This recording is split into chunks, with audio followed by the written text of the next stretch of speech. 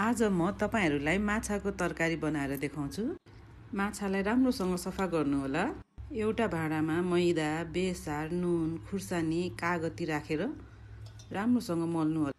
माछालाई पनि मलेर राखिदिनु होला। कराईमा तेल तताएर माछा सबै फ्राई गर्नुहोला।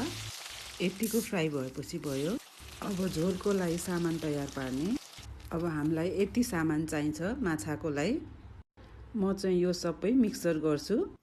प्याज, गोलभेरा, खुर्सानी, लसुन, सर्स्युमा थोरै बदम पनि राखेर पिन्छु। तपाईहरुले गोलभेरा प्याज काटेर पनि राख्न सक्नुहुन्छ। अब तेलमा जिरा, मेथी, लसुन, खुर्सानी पड्काउने अनि रायो पनि राखेर भुट्नु होला। गोलभेरा प्याज पनि भुट्ने। बेसार, जिरा, धनियाको धुलो पनि राखेर भुट्ने। राम्रोसँग चलाएपछि यतिको भएपछि पानी राख्ने। ल हेर्नु त अब कतिको बाक्लो पातलो झोल मनपर्छ तपाईहरुलाई त्यो अनुसारले पानी राख्नु। अब मजाले झोल उम्लेपछि अघि फ्राई गरेको माछाहरू सबै खसाल्नु होला। अब माछा सबै राखेपछि एकछिन मजाले उम्लिन दिनु होला। हेर्नु त अब यतिको भएपछि अब यसमा धनिया राख्नु होला। ल हेर्नु त म त यसरी बनाउँछु। तपाईहरुले कसरी बनाउनुहुन्छ मलाई पनि शेयर गर्नु होला।